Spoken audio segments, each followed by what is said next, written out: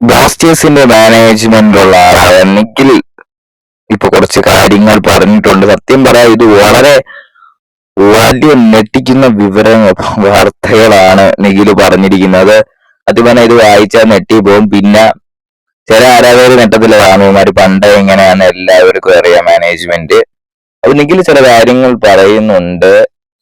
If Magnum was business-minded, we would have opted for no foreign player policy, keeping budget to be less. ഇതിൽ പറഞ്ഞിരിക്കുന്നത് വെച്ചാൽ magnum ഒരു business ആയിരുന്നു എങ്കിൽ നമ്മൾ ബഡ്ജറ്റ് കുറയ്ക്കാൻ വേണ്ടി വിദേശ കളിക്കാര് നമ്മൾ കൂടുതൽ വാങ്ങത്തില്ലായിരുന്നു. നല്ല വിദേശ കളിക്കാരെ നമ്മൾ വാങ്ങത്തില്ലായിരുന്നു എന്നുള്ളതാണ് ഇപ്പം നിഖിൽ പറയുന്നത്.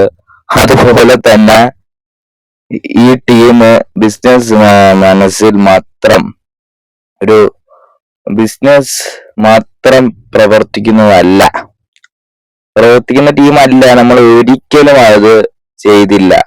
നമ്മള് ബിസിനസ് വേണ്ടിയല്ല ഇത് ചെയ്യുന്നത്.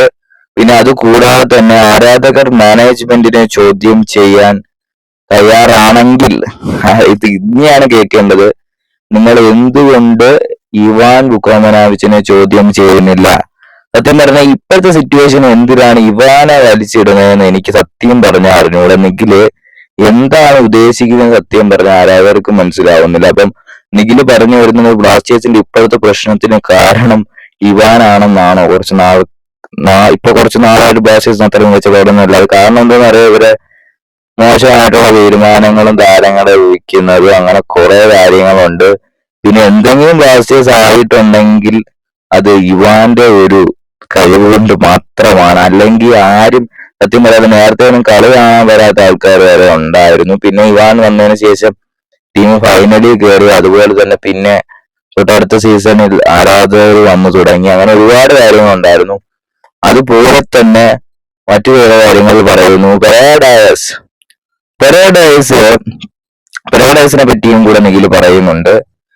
ഡയസ് പോകാൻ ആഗ്രഹിച്ചപ്പോൾ കോച്ച് ഇവാന് അദ്ദേഹത്തിന് പോകാൻ അനുവദിക്കുകയായിരുന്നു. ഡയസിനെ പോകാൻ അനുവദിക്കുന്നത് ഇവാൻ വുക്കോമനോവിച്ച് ആയിരുന്നു എന്നൊക്കെയാണ് ഇപ്പൊ നിഖിൽ പറയുന്നത്. അതുകൂടാതെ തന്നെ പുതിയ ഒരു സ്ട്രൈക്കർ ഒപ്പിടുകയും ചെയ്തു എന്നുള്ളതാണ്.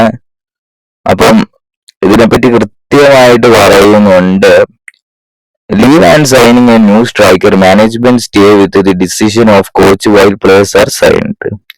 അപ്പം കോച്ച് പറഞ്ഞ പ്രകാരമാണ് കുറെ താരങ്ങളെ എത്തിച്ചിട്ടുള്ളത് എന്ന് തന്നെ ഇപ്പൊ പറയുന്നു. ഇവാൻ പറഞ്ഞ പ്രകാരമാണ് താരങ്ങളെ കൂടുതൽ എത്തിച്ചിട്ടുള്ളത് എന്നാണ് ഇപ്പൊ പറയുന്നത്. എന്തായാലും മോശമായിട്ടുള്ള തീരുമാനങ്ങൾ വന്നുകൊണ്ടിരിക്കുകയാണ് മാനേജ്മെന്റ്. എന്തൊക്കെ പറയുന്നു നിഖിൽ എന്നുള്ളതാണ്. എന്തായാലും ഇവാൻ കാരണമാണ് നമ്മൾ ഇങ്ങനെയൊക്കെ ആയിപ്പോയെന്നൊക്കെയാണ് പറയുന്നത്. എന്തായാലും നിഖിൽ എന്താ പറയുന്നതെന്ന് ആരാധകർക്ക് വരെ കൺഫ്യൂഷൻ ആയിട്ടുണ്ട്.